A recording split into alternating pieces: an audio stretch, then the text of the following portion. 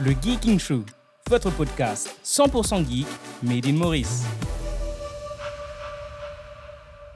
Bonsoir et bienvenue dans le Geeking Show. Comment ça va les amis? Ça va. Bien, merci. Ça va, merci. Alors ce soir on est heureux d'accueillir Stéphane parmi nous. Salut. Ou peut-être que c'est Ben qui a beaucoup changé, on ne sait pas. Transformation.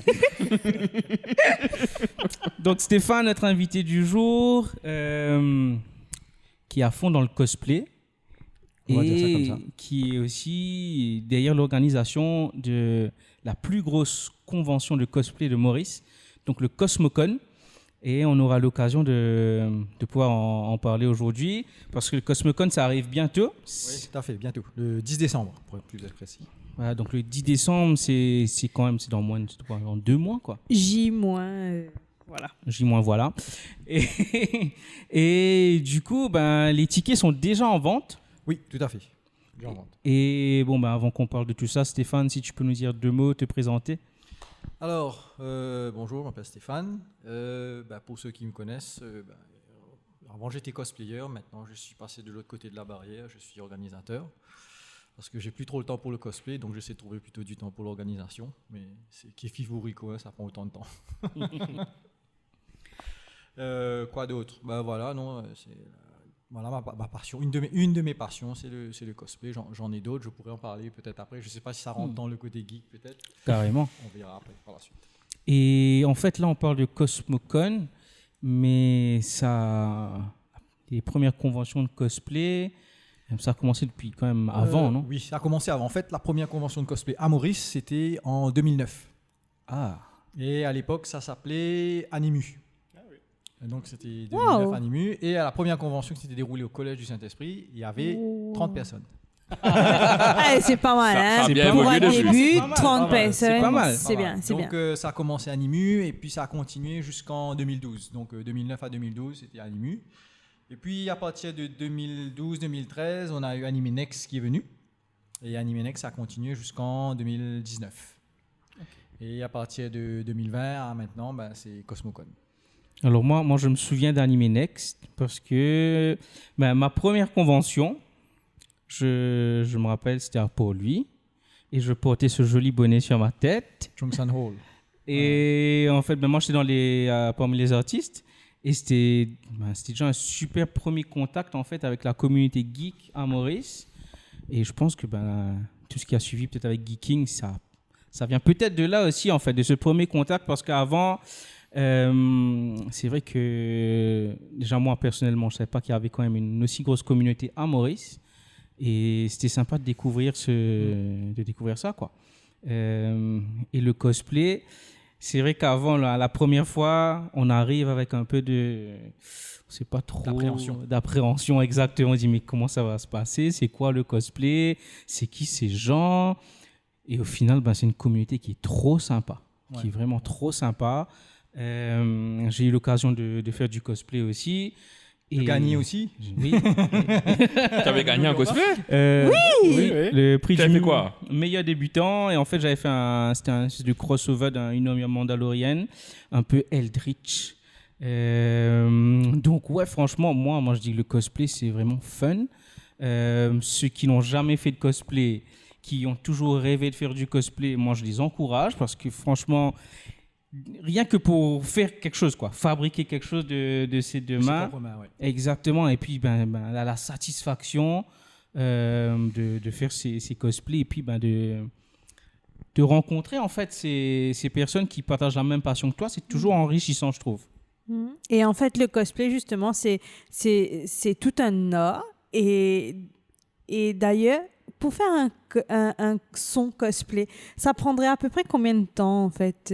Si quelqu'un s'y met là aujourd'hui, combien de temps ça pourrait prendre? Ça dépend de ce qu'on veut achieve, en fait. Donc, si tu veux le top du summum, tout ton temps. C'est aussi simple que ça. Et puis, si tu veux quelque chose de simple. Parce que le cosplay, ça peut être, on va dire entre guillemets, tout et n'importe quoi. Donc, je vais prendre un exemple. Si je fais, par exemple, Saitama, que j'ai l'habitude de faire. Saitama, c'est un costume pas très compliqué à faire. Okay. C'est stretch suit jaune, Les gants de cuisine. des gants de cuisine rouges, une cape blanche, un coco rasé à la benne, tu vois, Et puis ensuite des bottes rouges. Very easy à faire, pas trop difficile, quoi. Par contre, maintenant, si on fait quelque chose comme Daedric, c'est une armure, c'est beaucoup plus gros, ça dépend plus de temps, ça dépend plus d'investissement, etc. Mais bon, il y a... Ce qui c'est bien, c'est sky's the limit, en fait. Okay. Donc, et le matériel, on arrive à le trouver facilement à Maurice? Ça dépend de ce qu'on veut faire. Par exemple, il y en a, si tu veux faire un cosplay de Vocaloid, par exemple, ça va être du tissu principalement. Maintenant, si tu veux faire une armure, on peut utiliser du carton, cardboard, et puis on travaille dessus. On peut utiliser principalement, ce qu'on utilise principalement, c'est du foam, en fait. Donc, les tapis de sol, comme on dit, les tapis de yoga, enfin, ce genre de choses.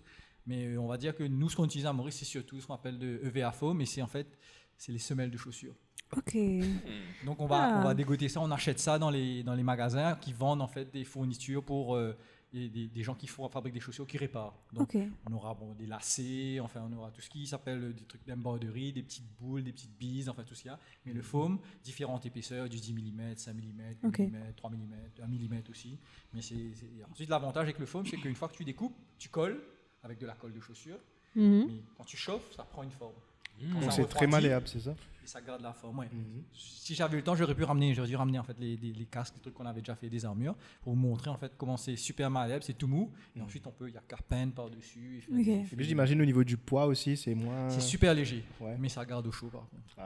L'été, c'est une bonne grosse armure là. Ouais. Je pense que 10 kilos d'un seul coup là. C'est ça en fait. Je pense que mon plus gros souvenir de mon premier cosplay, donc comme c'était une armure mandalorienne, c'était une armure qui était quand même assez complète. En décembre, à Eben, c'est pas facile de rester en armure, quoi. Il y en avait la clim par contre, hein, même ça. Tu souffres. Tu souffres, ouais. Pour vous donner un exemple, moi je me souviens, j'avais fait un cosplay de vache de Stampede, le décès de Trigun, la One Piece. En fait, j'avais le costume, c'est comme un grand imperméable, mais tout en rouge, en simili-cuir. Et ben, ça chauffe en décembre. Il n'y avait pas de clim à l'époque. Mais c'est de la tortue. Non, mais le plus rigolo, c'est qu'on prenait des photos. On voyait pas, mais entre les photos, c'était la serviette. Non. Et en fait, j'avais le bras comme ça. Mais dès que je penche le bras, là, il y a toute la transpiration qui descend. Oh mon Dieu! Non. Pas en dessous, donc c'était assez affreux. Ça se voyait pas, hein, les gens voyaient pas. Mais Toi, tu le sentais. Ouais, toi, tu le sens, quoi. Non, Par contre, les gars, ils font exprès de garder Cosmocon du coup en décembre pour être sûr que la transpiration soit au rendez-vous. Ben, ça fait partie des conventions maintenant, tu vois. La transpiration. Mais franchement, le Cosmocon, c'est génial parce qu'il y a du cosplay déjà dans le nom. Donc c'est principalement le cosplay. Mais il n'y a pas que ça. Il n'y a pas que ça. Et cette année, je pense qu'il y aura beaucoup plus de choses qui seront proposées, n'est-ce pas? En effet, on grandit, on level up.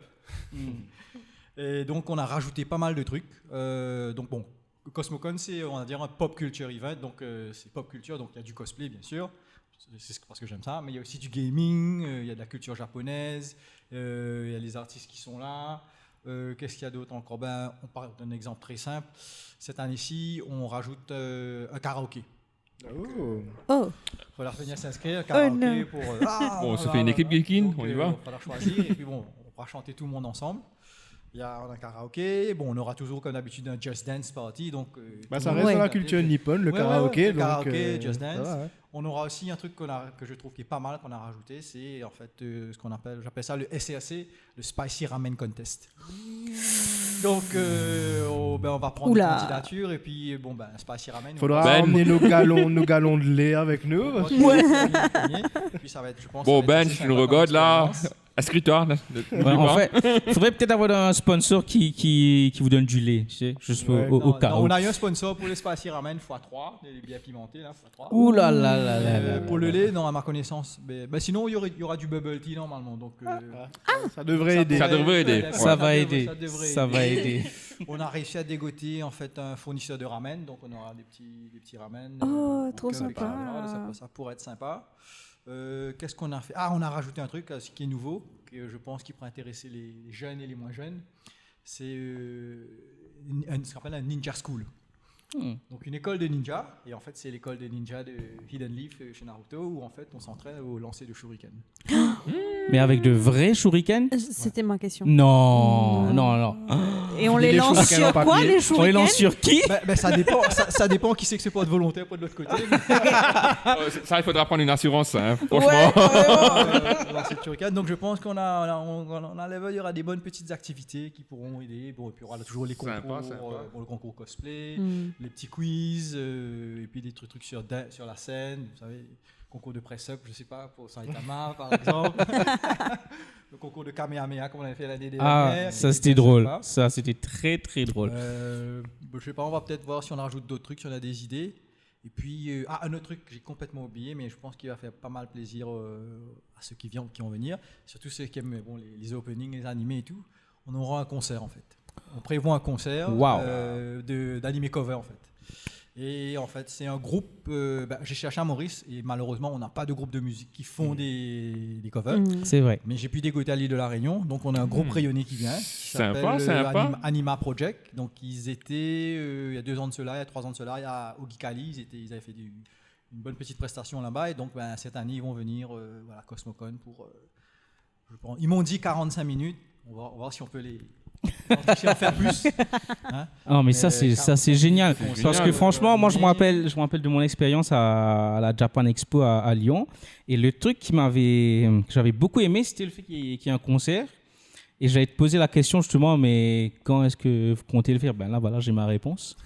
Donc ça, c'est vraiment cool, quoi. Ouais, ça donne envie. Ouais, non, il faut venir. Après 45 minutes, c'est déjà pas mal. Hein.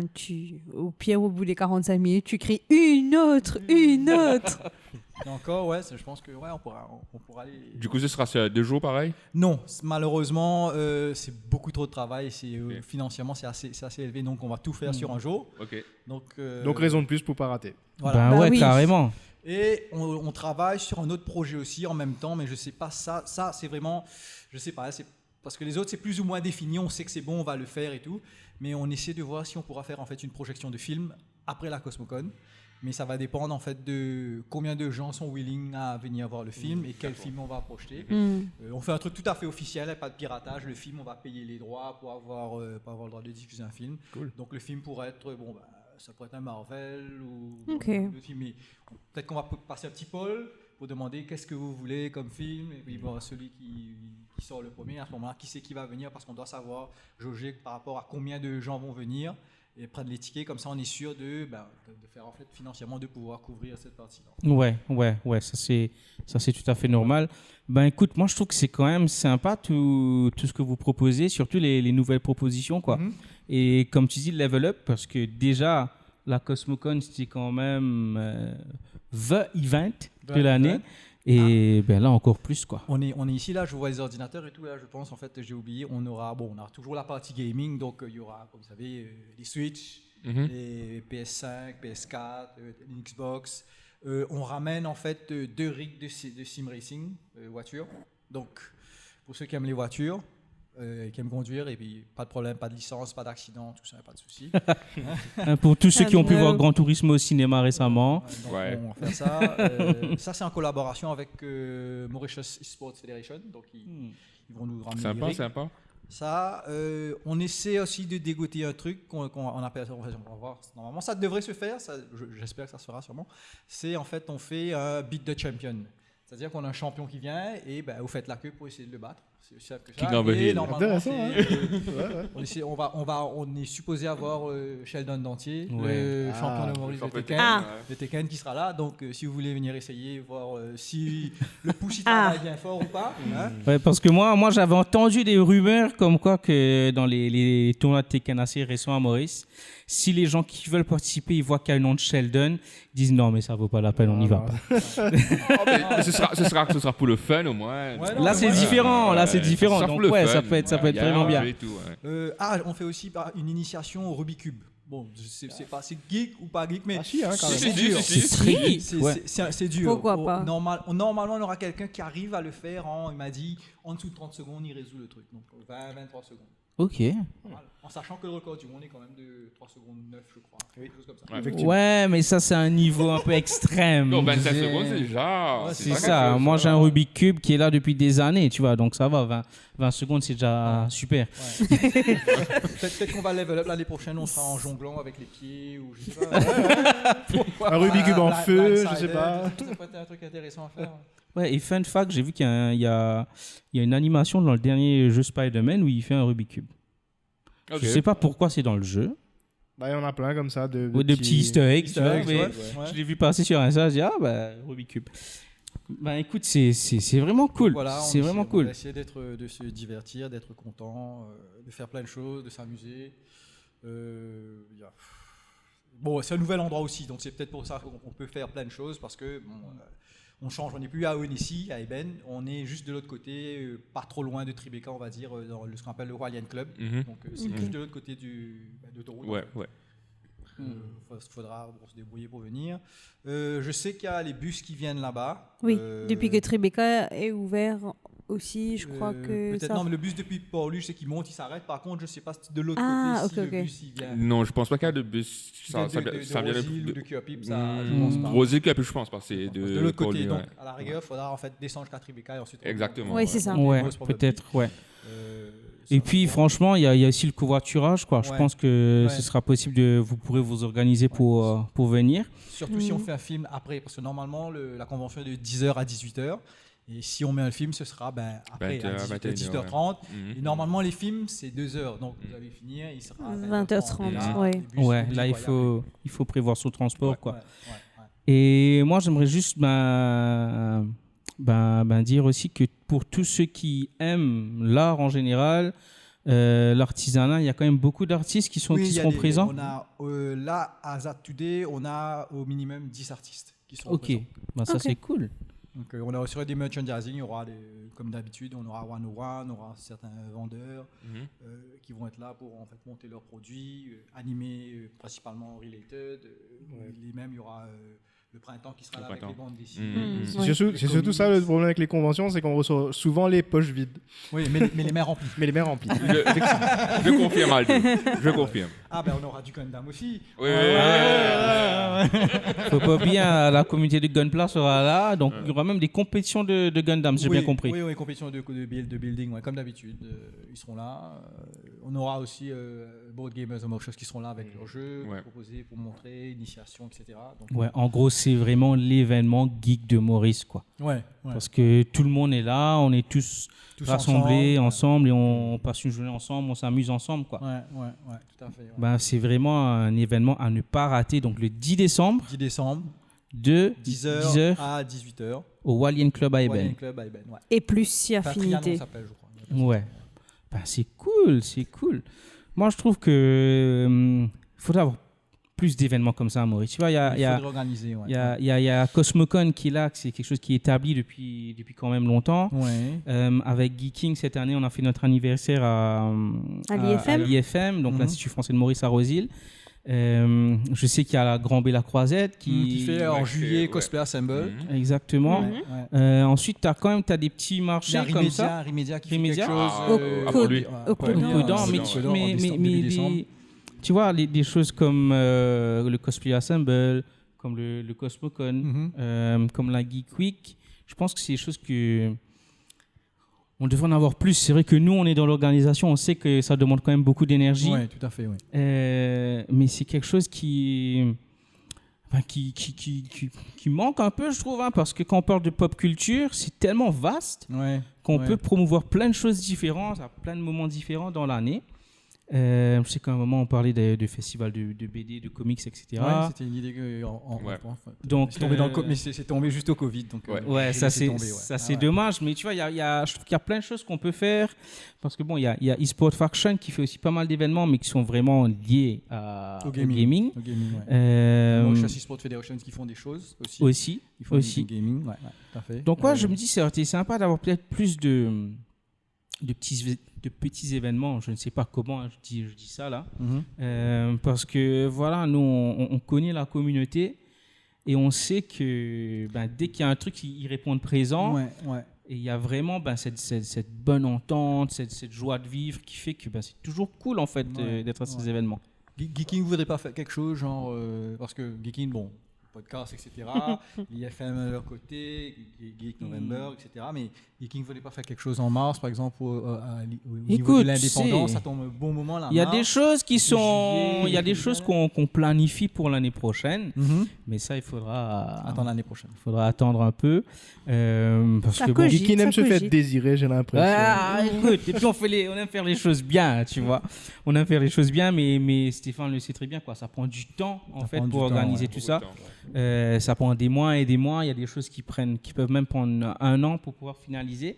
Donc voilà, on a des projets qui cogitent et on verra en fait dans le concret ce qu'on pourra faire. Ouais. Parce que là récemment, on avait justement sur notre groupe Facebook, donc pour ceux qui nous regardent et qui nous écoutent, qui ne sont pas encore sur le groupe Facebook de Geeking, donc c'est We Are Geeking sur Facebook, donc vous pouvez rejoindre le groupe parce que on partage pas mal d'informations dessus.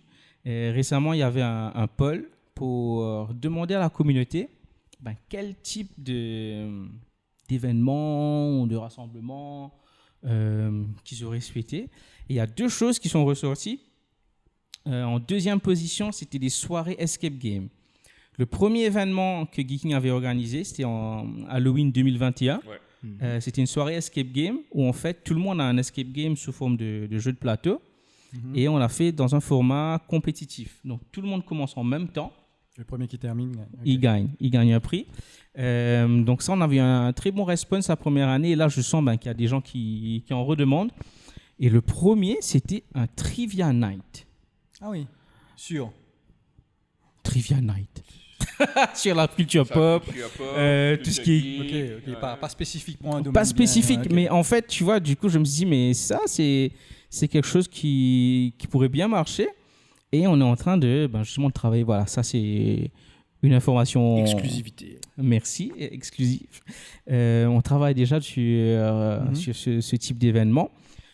Maintenant, il faudra voir un peu vraiment le format, trouver le lieu. Et puis bon, ça c'est plutôt le côté logistique, pratique. Ouais. Mais le concept, l'idée est déjà en train d'être travaillée par l'équipe. Et tu sais, je vais rebondir dessus là. On a parlé du cosplay tout à l'heure. Le cosplay, c'est assez large dans le sens où on va dire, on peut faire cosplay d'un univers Marvel. Ça peut être un univers comics, ça peut être un univers bande dessinée, par exemple un cosplay de Tintin, Milou ou Captain Haddock. Ça peut très bien se faire, ou de Goldorak, ce genre de choses. Mais il y a certains, dans le cosplay, on va dire qu'il y a certaines sections, par exemple le steampunk. C'est quelque chose que j'aimerais bien faire, genre dédié au steampunk ou un truc uniquement à l'univers Star Wars. Ce genre de choses où je pense que c'est super intéressant à faire. Et un de mes projets, ça cogite, ça doit faire peut-être 4-5 ans que ça tourne là, mais j'ai pas le temps, il y a toujours quelque chose qui m'empêche de le faire. Ce qu'on appelle les LARP, les Live Action Role Playing. Et donc en fait c'est du cosplay mais en grandeur nature. En France on appelle ça du GN, grandeur nature. Et en fait on va prendre un univers médiéval et fantastique avec de la magie. Et le truc c'est prendre des gens, les mettre ensemble en costume, en armure. Et ils font ça pendant un week-end entier. J'ai vu quelques vidéos dessus. Ils dorment la nuit, là ils sont dans un château, ils recommencent le lendemain. Et il y a toute une histoire qui se déroule, il y a un plot. J'avais fait ça quand j'étais en France, moi, j'avais adoré, on a fait un week-end entier, 300 personnes quand même, très grosse organisation. Et c'est génial de voir les gens dans les personnages. Oui, non seulement personnes, mais ils parlent, mais ce qui est le plus intéressant, c'est qu'il y avait des intrigues de 4 côtés, c'était politique, il y avait des vols, En fait, le thème principal, c'était l'élection d'un roi. Donc il y avait différentes factions qui venaient pour, en fait, mettre leur candidat, promouvoir, et ensuite... Le truc, c'est voir qui c'est qui allait devenir l'empereur en fait du royaume. Mais dans l'histoire, c'est que chaque personne dedans, ils avaient en fait un agenda secret. Il y avait l'espion qui en fait travaillait pour l'autre kingdom et qui devait en fait empoisonner le type pour le tuer pour qu'il puisse pas. Donc, et tout ça se faisait la nuit. On dormait pas la nuit parce qu'il fallait garder le prince, sinon on allait se faire assassiner. Genre de choses. C'était vraiment les combats et tout était en mousse. Donc les combats d'épée à la mousse, des arbalètes, des flèches en mousse. Mais excellent, genre un peu style visiteur. Bonjour, que je trépasse, ceci va m'affaiblir. Ils parlaient tous comme ça, on se baladait. Le soir, il y avait une taverne, on payait à boire avec les écus. Il y avait les cracheurs de feu, les jongleurs et tout. Vraiment la totale Moyen-Âge. Ah ouais, ça doit être grave, ça doit être stylé, ça. Ça, c'est le genre de truc qu'on voudrait faire. J'étais parti à La Réunion pour voir les types qui font ça à Maurice. C'est en fait un groupe qui s'appelle les Faiseurs de légendes. Et ça fait 17 ans qu'ils organisent en fait des GN là-bas. Mais malheureusement, cette année-ci, c'était la dernière année qu'ils en faisaient. Et maintenant, ils ont décidé qu'ils vont arrêter, ils ne vont plus en faire. Donc, je suis un peu déçu.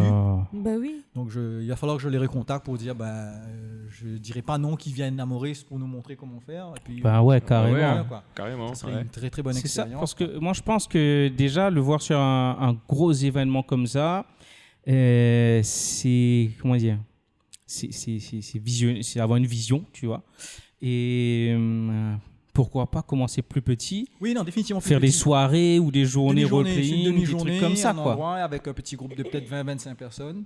Et puis, petit à petit, build-up et monter par ses photos. C'est ça. Tout commence petit. Exactement. Moi, Exactement. j'ai souvent une phrase que je répète, que les gens trouvent rigolote, moi je trouve d'ailleurs, c'est que tout grand chêne a commencé comme un gland. Exactement. Hein? Parole du sage. Parole du sage. Donc c'est comme ça. Donc pareil, le cosplay a commencé petit et maintenant avec la Cosmocon, enfin depuis Admenex, depuis qu'en fait j'avais repris au niveau de l'organisation, au niveau de Admenex, etc. On a commencé en fait à avoir un partenariat avec à La Réunion, le Geekali. Et eux, ils ont commencé en 2018 le premier Geekali. Nous on avait commencé en 2009. Donc c'est pour vous dire, on avait déjà de l'avance. Mais eux, 2018, boum, 6000 personnes sur un week-end. Ouais. Là, cette année-ci, là, le Geekali, la 5e édition, si je ne me trompe pas, oui, 5e édition, ils ont fait sur 3 jours et ils sont à 18 000 personnes. Chaud. C'est énorme. Énorme. Et ils sont moins nombreux chez nous, chez eux, ils sont 800 000 à La Réunion. Hein. Nous, on est 1.2. Ouais. Et chez nous, la Cosmocon, c'est 500, 600 personnes, 700 à tout casser. Faudrait peut-être déménager à la Réunion. Non, je rigole. Mais je ne dirais pas non, moi, je déménage à La Non, mais Réunion. au fait, Non. le feedback que j'ai eu, c'est que beaucoup de personnes ne savent pas qu'il y a ce genre d'événement, au fait. Bon, ça a commencé à monter. se démocratiser. Ouais. Mais la pub, c'est pas évident. En gros, les gens, ils sont pas au courant, tu vois. Ouais. En fait, le truc, c'est surtout en fait, à La Réunion, ce qu'ils ont fait, la manière dont ils ont développé, c'est en fait, ils ont fait ça d'une activité familiale, en fait. C'est la famille Ok. qui vient. C'est pas que les geeks. C'est une partie geek, mais une partie familiale. Et donc, la famille vient et c'est comme ça qu'en fait, qu'ils arrivent à attirer leur... Mais ils ont aussi le soutien de la métropole dans le... Pas la méthode, ils ont en fait le soutien en fait, au niveau des associations. Le tissu associatif à l'île de La Ok. Réunion, ou de manière générale en France, est beaucoup, beaucoup plus développé là-bas qu'à C'est Maurice. ça. C'est Ils ont vrai. beaucoup plus d'aide, le système est plus rodé, etc. Mais c'est aussi beaucoup plus réglementé, on va dire. Il y a Ouais. beaucoup plus de trucs qui sont, on va dire, entre guillemets, chiants. Je ne vais pas crier sur les Bourbonnais, hein. Je les aime bien les rayonner. De très bons amis, ou d'un exemple très simple que vous ne trouverez jamais à Maurice. Chez eux, quand ils font leur convention, il faut que sur les tables, les nappes soient inifugées, c'est-à-dire anti-feu. S'il n'y a pas ça, il n'y a pas la convention. C'est 1 ou 2 tables, ils ferment la convention en entier juste parce qu'une ou 2 tables n'a pas de nappe inifugée. Les pompiers, ils passent et vérifient un par un. Ce n'est pas le cas à Maurice. On n'est pas laxiste, mais on n'a pas autant de réglementation. Ouais. Hein. Notre exemple très simple, là tout le monde va rigoler. Tout là, tout connaît tout le monde là, ça stang là aussi. Mais on a trouvé ça, une boucle c'est que ce tout, ce bâton, que ce tout aussi que là, ça stang. À La Réunion, il faut une licence pour aller chasser le temps rec. Il faut une licence. Ok? Il y a une licence. Il y a aussi une saison de chasse. C'est-à-dire que de telle période à telle période, si vous chassez en dehors ou un braconnier, vous chopez une amende. Quand existait Maurice, ça fait là, ça. Ici, c'est que pour le cerf. Hein? Et sinon, là, il y a la saison, mais le reste, on s'en fout. C'est intéressant de voir comment est-ce qu'on a commencé notre conversation en parlant de cosplay, Cosmocon, pour arriver sur une licence. Pour temps rec. Ouais. Chasse au temps rec. Là, ça stang. Là, ça se tend. Culture générale, c'est des choses c'est bon à savoir. Hein? Ouais, c'est bon, c'est bon. Non, On va le rajouter dans le trivia, tu sais quoi. Dans quelle île des Mascarins il faut permis pour aller chasser du tang? Il y a une histoire très drôle dessus aussi, qu'en fait, qui a défrayé la chronique à une époque à l'île de la Réunion. C'est un type qui arrivait, en fait, il vendait du temps rec tout au long de l'année. Les gens se posent la question, mais comment il fait? Parce qu'il y a une saison. Donc ils disaient peut-être qu'il tue, ensuite il met dans le freezer et revend. Et en fait, quand ils ont fait des analyses, en fait, c'était de la viande de rat. Oh non! Oh mon Dieu. Donc ils chopaient les rats et revendaient les rats comme la viande de temps. Affreux! Le fun fact que tu veux pas entendre. Ouais, Et il carrément. vendait du rat burger, comme dans le film là, Demolition Ah Man. ouais. À Maurice, on a la version cabri où en fait c'est du chien. Et voilà, chaque pays, ils sont. Voilà. Hein. À sa viande spéciale. Bref. Anyway! Écoute, Stéphane, merci beaucoup d'être avec nous ce soir. Ouais.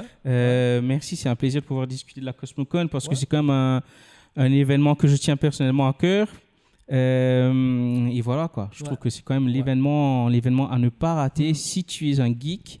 Et puis même, je pense que si tu parlais de la Réunion, un événement famille, Mais la Cosmocon, c'est carrément aussi un événement familial. Oui, surtout les parents qui ont grandi à l'époque du Club Dorothée, etc. Donc, ils vont aimer, ils viennent, et puis évidemment, ils vont essayer de mettre leur enfant dedans un Dilo Suifrana. Ils peuvent, au pire, je pense que le parent peut être encore plus intéressé par ce qui se passe au Cosmocon que l'enfant. Parce que si, justement, on parle de Club Dorothée, des premiers comics, souvent on parle des bandes d'arcade, tout ça. Donc, du coup, si le parent il a connu tout ça, c'est des choses qu'il retrouve dans la convention, en fait. Oui, tout à fait. Et il peut, comme tu dis, passer cette culture à transmettre à ses enfants. Transmettre, exactement. Merci. Transmettre ça à ses enfants. Écoute, moi, je trouve que voilà, le Cosmocon, c'est l'événement de l'année à ne pas rater le 10 décembre, 10h, 18h, Walian Club. Trianon, Donc, je passerai aussi un appel à tous les cosplayers. Si vous venez, venez participer au concours de cosplay. Donc, on a 2 concours principalement. On a le cosplay parade et le cosplay contest. Donc, la grande différence entre les deux, c'est que le cosplay contest, cosplay parade, vous n'êtes pas jugé dessus. Donc, vous venez, vous défilez avec votre musique, votre vidéo. Voilà, ça s'arrête là. Il n'y a pas de jugement à l'arrière. Il n'y a pas, on va dire pas de jugement, mais de contest où en fait on va décider qui est le meilleur ou pas. Par contre, au niveau du cosplay contest, il faut déjà s'inscrire, envoyer tout ce qu'on appelle son WIP, son Work in Progress, pour expliquer comment on a fabriqué le costume, envoyer sa musique. Le jour de l'événement, vous venez et vous passez devant un jury. Donc un jury de cosplayers qui va décider, en fait, voir, vous analyser par rapport à ce que vous avez fabriqué, vous poser des questions. Et à la suite de ça, vous avez ce qu'on appelle une performance sur scène avec des vidéos ou du son uniquement. Et vous faites, vous incarnez le personnage. Si vous faites, je sais pas moi, Saitama encore, je reviens. Donc Saitama, il va faire en fait une scène de combat, par exemple, c'est souvent ce qui se passe. Ou tuer un moustique. Ou par exemple. Donc ça peut être par rapport en fait tiré de l'animé ou du manga et montrer en fait comment on incarne le jeu de scène avec le personnage. Et donc à partir de là, on décide qui sera en fait le gagnant de ce qu'on appelle l'IOCC, Indian Ocean Championship Cosplay Championship, l'IOCC. Donc à partir de là, on décide et on va normalement, si tout se passe très bien, qu'on a des très bons concurrents, on en prend 5.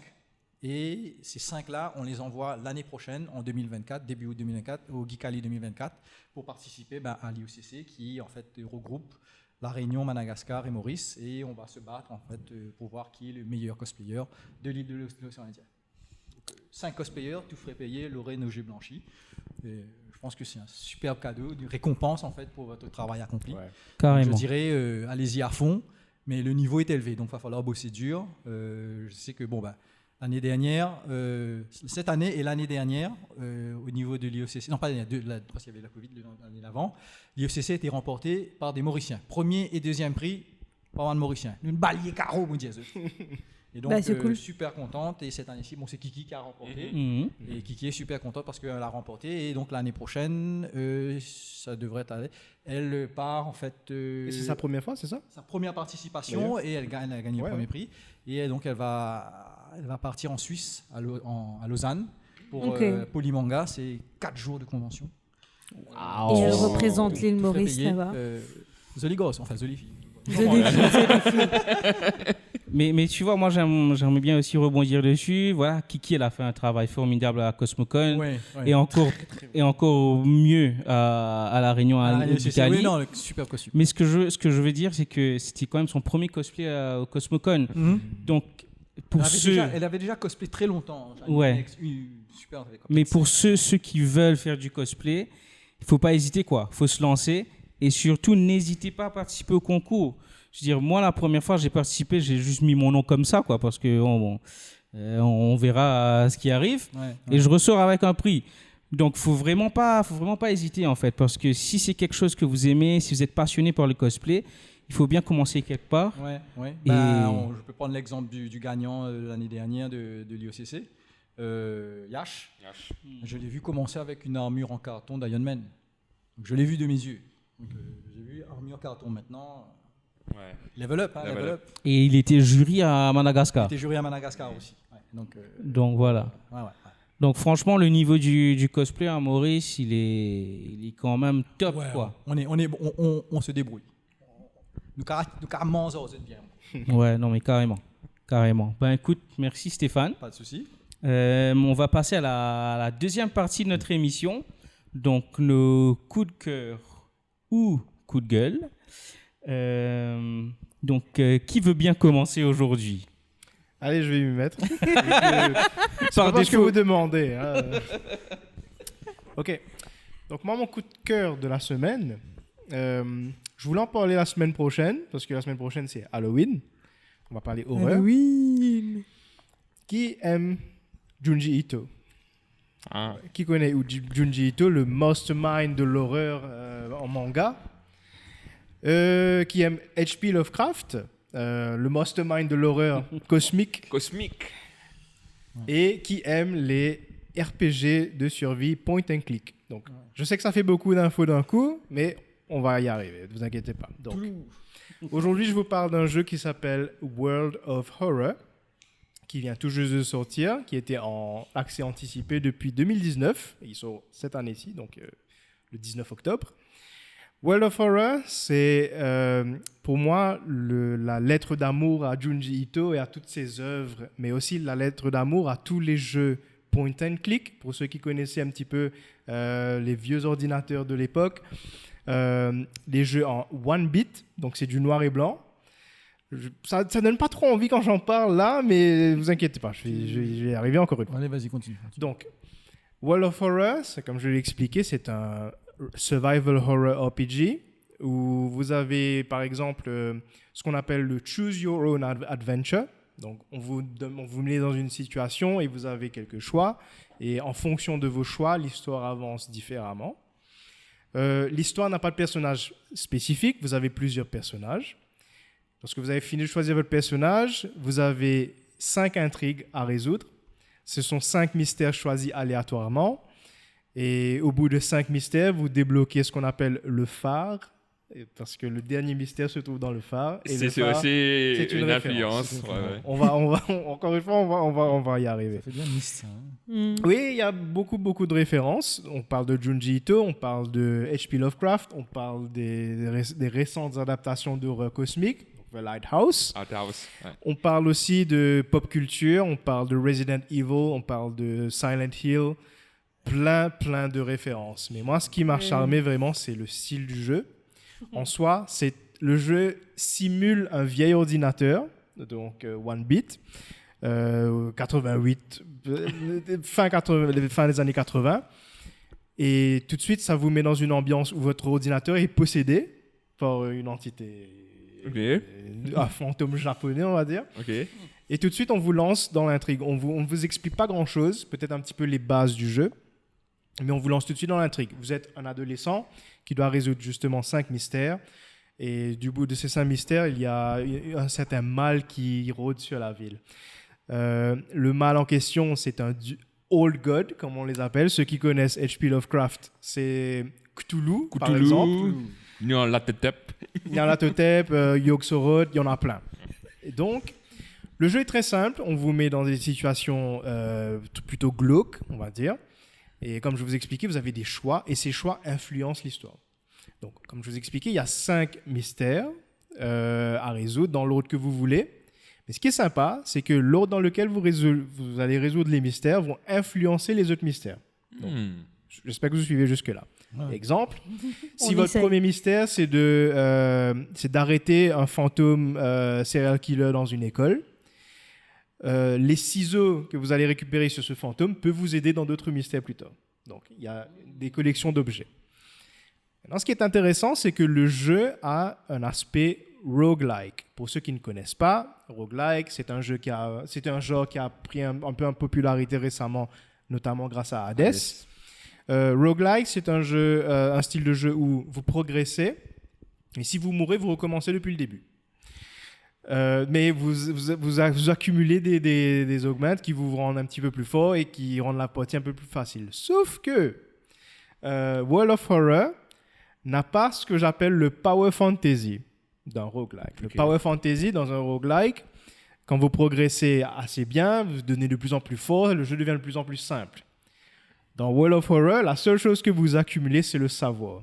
Donc si vous avez résolu un mystère d'une certaine façon, vous savez exactement à quelle personne je dois parler pour avoir tel objet. Donc ça, c'est quelque chose que vous accumulez.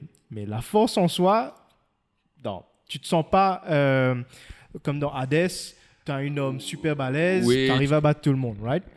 Dans World of Horror, n'importe qui et n'importe quoi peut te tuer. Il y a 2 jauges très importantes. Tu as la jauge de stamina, donc l'endurance, qui reflète un petit peu l'aspect physique, donc c'est la fatigue, l'endurance justement. Et il y a la raison, qui influence l'aspect mental, l'aspect psychologique. Donc, quand par exemple votre personnage il voit un fantôme ou il voit une apparition, il confronte un des dieux, il perd en raison. S'il est endommagé au combat, il perd en stamina, en endurance. Donc il y a un certain niveau de gestion.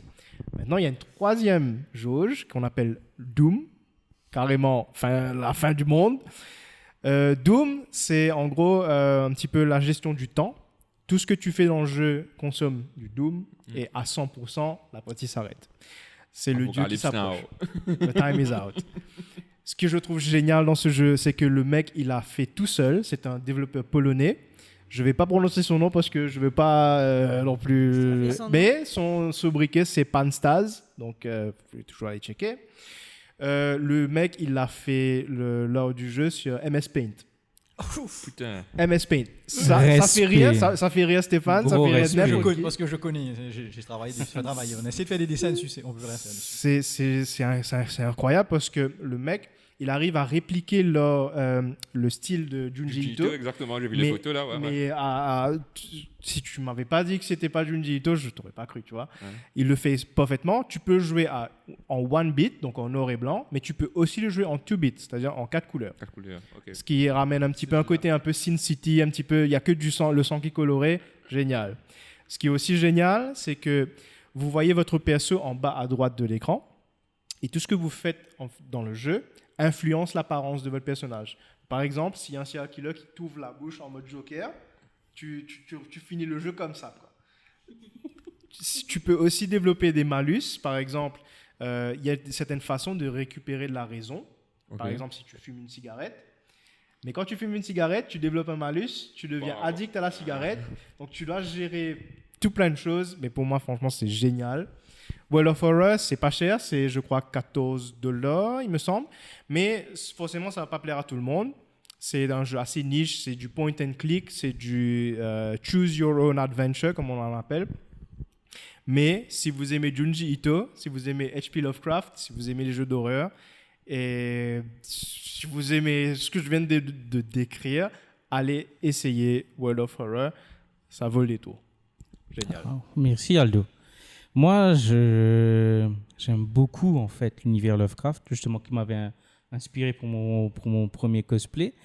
Junji Ito, en fait, c'est un peu malsain la relation, tu vois. Je suis attiré par les artworks, mais donc je me dis mais pourquoi?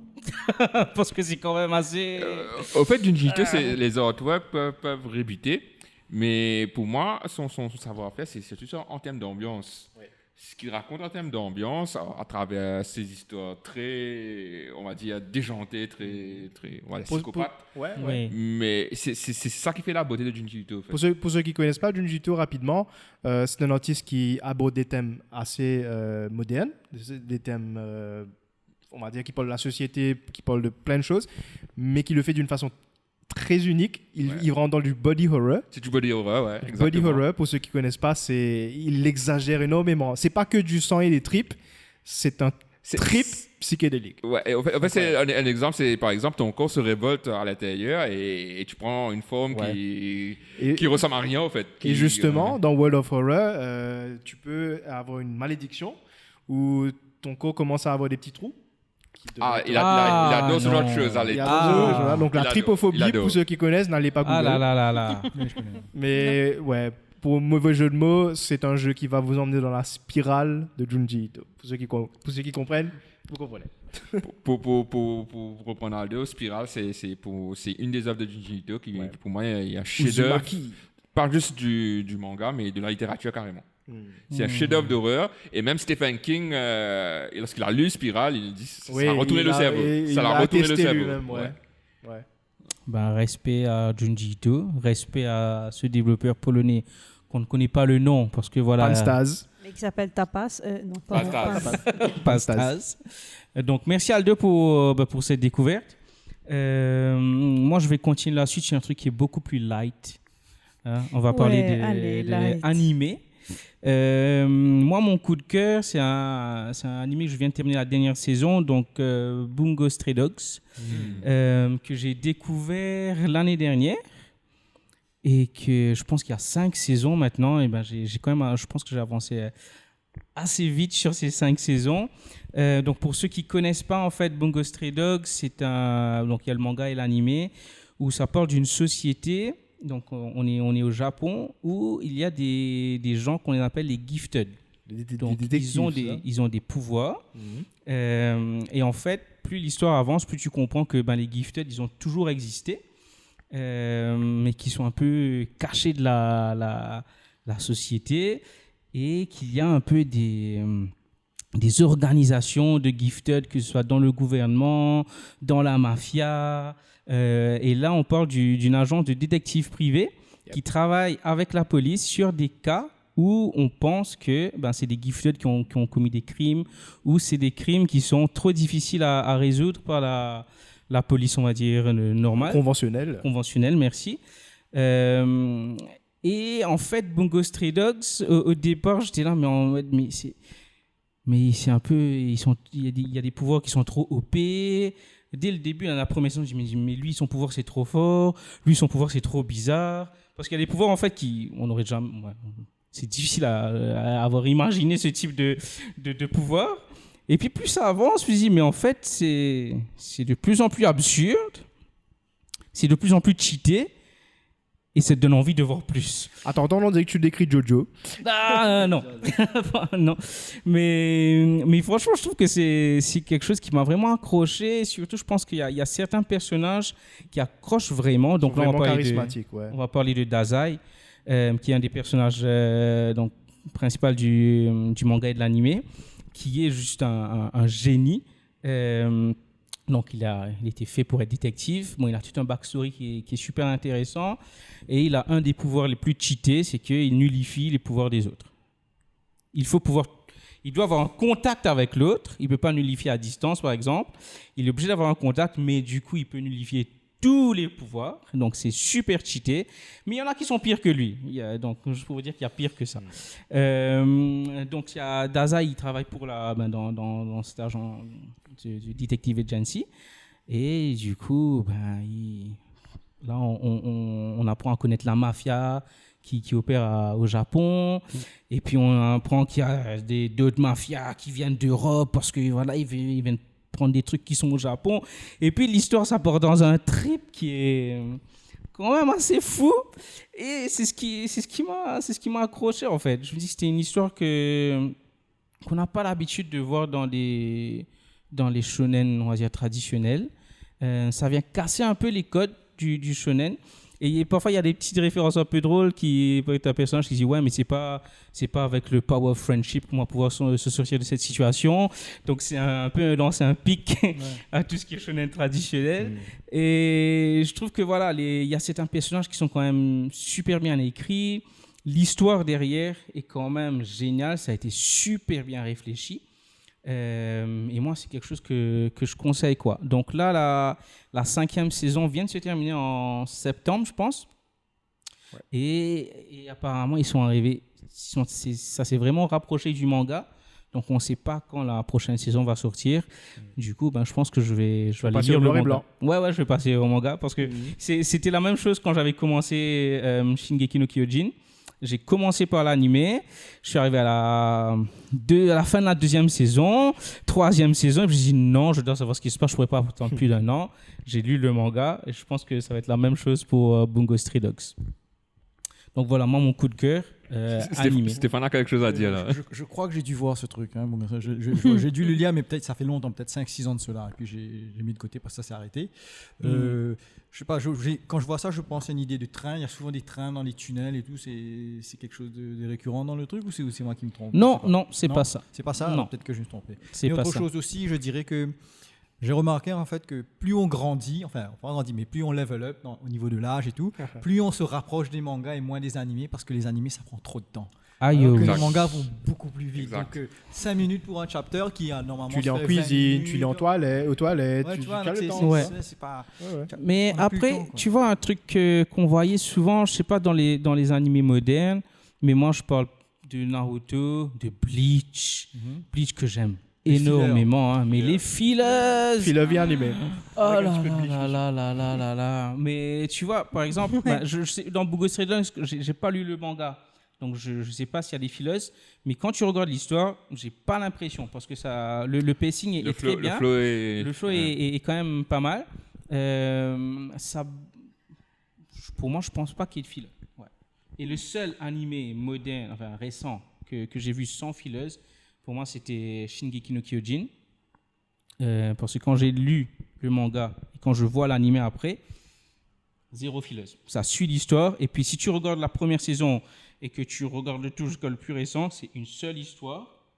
Et tu n'as vraiment pas un petit truc en plus, quoi. Donc, ça, je trouve que ils auraient dû faire des trucs comme ça plus souvent. Mais le souci, c'est que, par exemple, tu regardes Shingeki no Kyojin, The Final Season, part 1, Final Season, part 2, Final Season, part 3.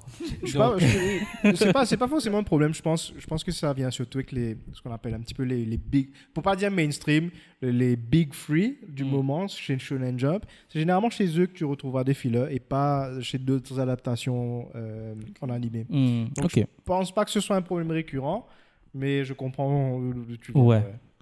Donc voilà, mon coup de cœur, c'était Bungo Stray Dogs. Donc c'est un animé que personnellement je recommande si vous cherchez des histoires un peu farfelues, même très farfelues. Et il y a des beaux gosses, il y a plein de beaux gosses. Il y a dedans. plein de beaux Je parle gosses. de beaux gosses toutes les semaines, mais Bungo Ouais. Stray Dog, il y a que des gens charismatiques et de beaux Et gosses. puis il y a eu le pôle des personnages masculins Encore Paul. les plus appréciés au Japon en septembre, et Dazai était premier. Dazai, ouais. Donc voilà. Donc, du coup, c'est dispo sur quelle plateforme? Crunchyroll. Crunchyroll. Crunchyroll, ouais. Merci Cédric. De rien. Stéphane, ton coup Ah, de cœur. moi, mon coup de cœur. Ou coup de gueule. Alors, non, Si tu as- non, on va rester positif. Il n'y a que des coups de gueule. Des coups de cœur chez moi, hein. Donc, moi, j'aime tout le monde. Positivité. Disons que je suis très vintage, très rétro, moi. Donc, quand Ok. les nouveaux trucs, venez pas chercher chez moi, vous ne trouverez pas. Antiquaire chez moi. Non. Le dernier truc que j'ai recommencé à regarder un petit peu, c'est Breaking Bad. Ah, Donc, ouais. déjà, la première scène, Quand là, dans même. le Harvey en slip. L'émission va durer 3 heures de temps là parce qu'on a beaucoup de fans de Breaking Bad sur le sofa. Oui. Bien. Et puis, Génial ça. vite fait, je sais pas pourquoi, je suis retombé sur une vieille série que j'ai regardée, que peut-être les jeunes connaissent, enfin je doute, qui s'appelle Samurai Champloo. Ah oui, Ah, je connais. Ah oui, oui. Oh, excellent. Ah oui, Mais oui, Stéphane, oui, il oui. vient avec des goûts de jus. Samurai Champloo. Samurai Champloo, c'est dans mon facile. Tu sais, moi, quand je dis souvent ça à Aldo, j'ai un top 10, mais il n'y a pas d'ordre vraiment. Et Samurai Champloo, Champloo sera il est tout le dans- temps dans le top 5. Le soundtrack. Ouais, le soundtrack, c'est Ah, Le ouais, Jabez, c'est le let's go. Jabez, Alors, paix à ton Paix à ton mais âme. génial la bande son. Hein. Ouais, non, mais Samurai donc voilà Champloo. encore mes deux gros coups de cœur du moment, quoi. Mais bon, ça change, mais ce sera toujours des vieux trucs. Hein. Donc, Non, mais Samurai Champloo, c'est pas vieux, c'est un classique. ouais, c'est vintage. C'est différent, Ouais. tu vois. Je me Il y a des rappelle trucs qui ont mal Vintage. vieilli, mais ça, par contre, non, À c'est une l'époque, Samurai référence. Champloo, donc on n'avait pas encore les mangas, on achetait et tout, donc on téléchargeait ça sur, je me rappelle, on se servait de Real Player à l'époque pour regarder. Ouais, voilà, RM, et ouais, c'était RM. qualité pourrie, mais on prenait son pied, quoi, Non, mais en termes peut-être d'animation. Il faudrait expliquer aux jeunes d'aujourd'hui qui ne savent pas ce que c'est que. Pour vous donner un exemple, on downloadait un épisode de Dragon Ball, c'était 24 MB. Oui. 24 MB en épisode. Attention, mais la définition, regardez mon doigt là. Prenez ma main. Oui, Regardez, oui, oui. L'écran était gros comme ça. On regardait Exactement. ça, c'était petit comme ça. C'était aussi petit que ça, 24 MB. Un épisode de 25 minutes. Alors imagine si tu grandis ça sur ton écran, ben, il faut être à 50 mètres pour voir quelque chose. Parce que les sprites sont tellement gros, c'est affreux. Enfin, vous ne savez pas ce que Du coup, je me rappelle de ça et de Kenshin. Kenshin aussi, je l'ai regardé avec. Mais on prenait un pied, quoi. Carrément, ouais. Moi, on j'ai- peut remonter, hein. Des Ouais, vieux ouais. trucs genre.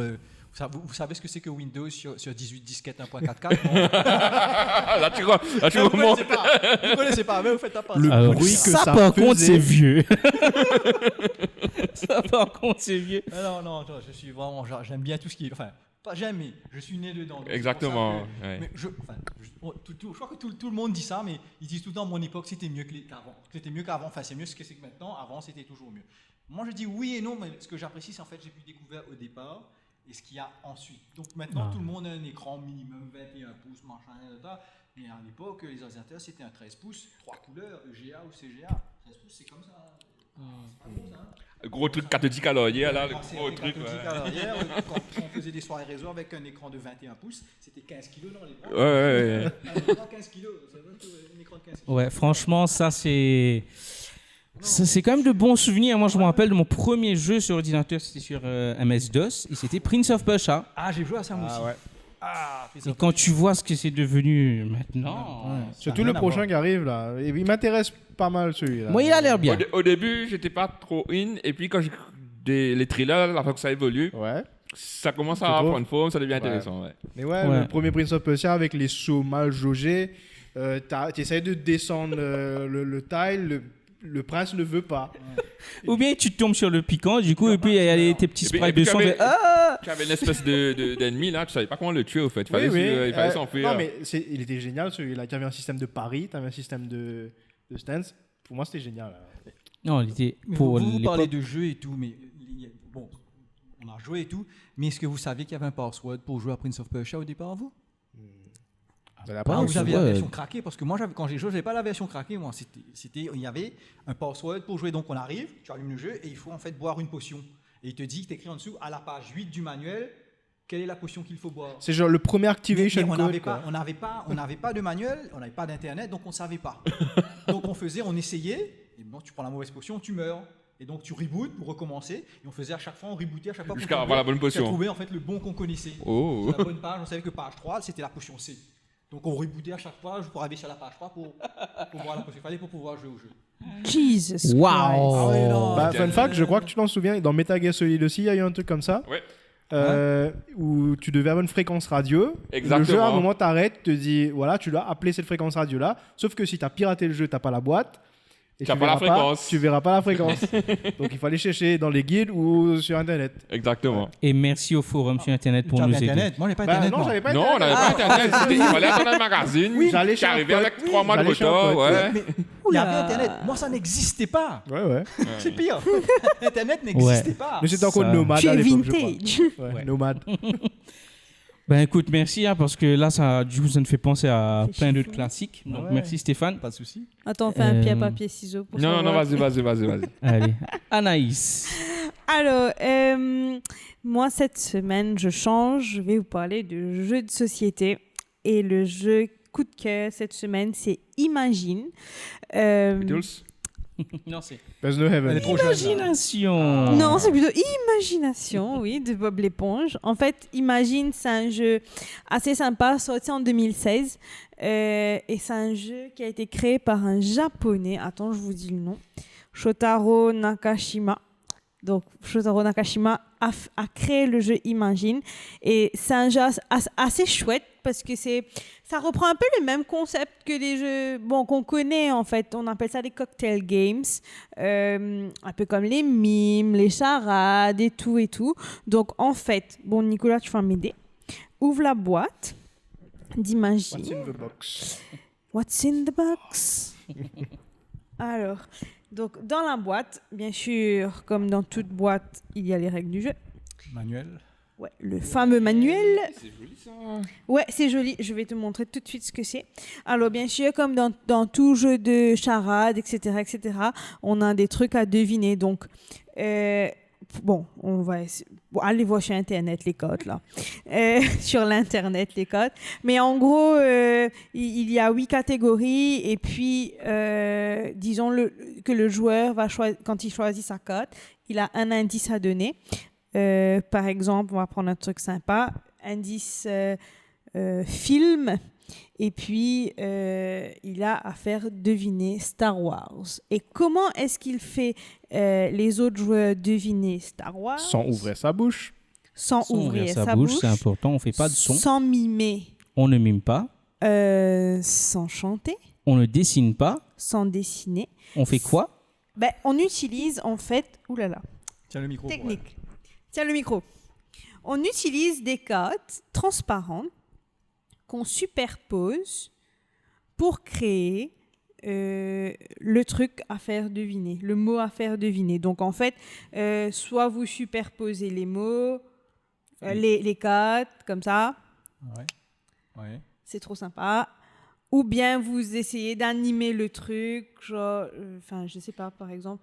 Bon, Moi, par exemple, tu me demandes Star Wars, je prends la silhouette d'un mec et je prends le feu, je le mets dessus. Ah oui, ouais. Pas Et mal. je mets un autre mec qui le trouver regarde. ça. Ouais. You were my brother. Ah voilà, il y a un mec là, Cédric, tiens-moi ça. En plus, il tombe. On va essayer de trouver le feu. Ou il rampe d'ailleurs si tu le mets à l'envers. Ouais. On va trouver. Ah non, c'est là-bas. C'est dans les cartes là-bas. Bref, en gros, vous l'aurez compris. Ça fait c'est des Hitchcock le gars qui tombe là. Ouais, Alors, un peu. Vertigo. Son sable laser. Son sable laser. Et Diffé, écoute, il n'y a pas le Diffé. Animé diffé. Du coup, Bon. faites Caillou. travailler votre imagination. On va utiliser ça comme le feu. Donc, on va dire que, Ouais. en gros, mais sauf on va que- dire que Ça c'est. va, hein. Il avait plus son bras à ce moment-là, donc je pense Non. pas que- On va pas passer le bras. On fait avec les moyens. Tu peux faire deviner. Donc tu dis voilà, il a un sable laser et puis il l'a plu Voilà. et Il maintenant il brûle. Et puis il dira You were my... Non, c'est Obi-Wan qui fait You were my brother, Anakin. Sauf que tu peux pas ouvrir ta bouche pour le dire. Ouais, sauf que tu peux. will bring balance to the force. Là, je crois que c'est une expression mauricienne qui. Oh mon Dieu. Alors non, c'est pas la même chose. J'espère pas parce que c'est not safe for work. Oui, c'est la version de Safe for Work. Twitch Et nous, on fait pas n'a ça. rien vu. Non, on n'a rien fait. On n'a rien fait. Mais en vrai, c'est un jeu trop sympa parce que du coup, nous, on l'avait essayé une fois lors d'une game night. En fait, c'est des copains qui nous ont fait découvrir le jeu avant. Et puis, on l'a acheté. On l'a essayé à nouveau. Et l'essayer, c'est l'adopter. C'est vraiment l'adopter parce que du coup, en fait, tu découvres un peu la manière de penser des autres parce que on te demande vraiment d'imaginer avec de simples symboles. Donc, il faut vraiment comme si laisser libre cours à ton imagination. Moi, je devais faire deviner Castafiore. Frère, comment tu fais ça? Tu fais Tintin. J'ai pu. Elle a pu. Tu sais pas faire Castafiore, tu fais Tintin. Et non, c'est assez sympa. Et puis, bon, le seul truc, c'est que quand tu fais deviner, c'est trop sympa, mais quand tu es là à essayer de deviner, parfois, ça peut devenir un peu lourd. Mais sinon, en vrai, c'est trop bien comme jeu. Si vous voulez le découvrir, l'essayer, il est disponible chez Meeple Mauritius. Allez sur leur page Insta. Meeple Maurice, et puis ils ont un site où on peut commander le jeu. Il coûte pas très très cher, donc ça va. Il se joue à 8, donc famille, entre amis. C'est un bon jeu, comme si pour briser la glace, surtout lors des soirées, donc c'est vraiment sympa. C'est vraiment, vraiment, vraiment notre coup de cœur en ce moment. Et après, voilà quoi, un de ces quatre pour une soirée board game, on emmènera le jeu. D'ailleurs, il y a une soirée ce samedi. Il y a une soirée au Kenzie Bar. donc on sait pas spécial trop. Halloween. Spécial Halloween. Nous, on ne sait pas si on sera là, mais en tout cas, si on vient à la soirée, on emmène le jeu. Et venez nous rencontrer, ça peut être sympa. Ça peut être sympa. Donc voilà, c'était mon coup de cœur. Imagine. Merci Anaïs. Oui, merci Nicolas. Donc Nicolas, ton coup de cœur. Ah, mon coup de cœur. Je vais parler de mon film de l'année. Non, c'est pas Bobby. Malheureusement, c'est pas Bobby. Merci Seigneur. Donc, j'ai découvert, je me suis rué en salle pour aller le voir parce que c'est un film que j'attendais vraiment. Et j'ai pas été déçu. C'est le dernier Martin Scorsese, Killers of the Flower Moon. Donc, Killers of the Flower Moon, ça raconte quoi? C'est basé sur un fait historique qui est très peu connu aux États-Unis parce que l'Amérique en question ils ont essayé d'effacer cette partie de l'histoire. Et Scorsese, lui, il veut rendre hommage à cet événement, donc à ce qui s'est passé à cette tribu. Donc la tribu, ce sont les Osages, qui est une tribu indienne. et qui ont découvert du pétrole sur le territoire. Ok, donc ils se sont fait un nom à travers ça et ils ont eu de la richesse, ils étaient riches. C'est quelque chose que je ne connaissais pas. Moi, je pensais tout le temps les Apaches opprimés, tout le temps à la recherche de leur territoire et tout. Mais là, c'était des Apaches qui étaient riches, qui vivaient comme des aristos. Donc, il y avait tout ce qu'il y avait autour, c'était les Blancs qui les servaient, en fait, qui travaillaient avec eux. Ok. Et ce qui se passe, c'est que on commence à avoir des gens qui meurent mystérieusement, sans raison. Et personne ne fait rien, en fait. Ça passe sous le radar des autorités. À savoir qu'à l'époque, il n'y avait pas tout ce qui est FBI et tout. Et que dans l'histoire, c'est à travers cette partie de l'histoire que le FBI a été créé. Donc le film raconte ça. Et du coup, ces gens qui meurent là, ben, on ne sait pas si ce sont des crimes, s'ils ont été perpétrés par quelqu'un, quoi que ce soit. Et il n'y a personne qui semble s'en rendre compte. Et le film commence avec le personnage de DiCaprio qui revient de la guerre et qui vient voir son oncle, qui est un grand magnat, qui travaille avec les Indiens, un grand magnat du pétrole, et il lui trouve du travail. Et lorsqu'il trouve du travail, il rencontre une magnifique Indienne qui est aussi un aristo, et il en tombe amoureux. Donc le film débute comme ça. Et donc ça débute lentement, ça prend son temps, mais au final, Scorsese nous offre une de ses œuvres les plus importantes, mais aussi les plus maîtrisées. Donc, à travers ce film, Scorsese arrive à montrer qu'il arrivait à un niveau de storytelling, de mise en scène, d'écriture, de direction d'acteur incroyable. Incroyable. Okay. Donc, le film dure 3h30. C'est pas le nez. Ça dure 3h30. Ça peut rébuter les gens. Oula. Mais comme Scorsese le dit, les gens binge-watch des séries de 10 épisodes qui prend 5h, 6h. Donc 3h30 pour un film de ce gabarit, moi je dirais foncez.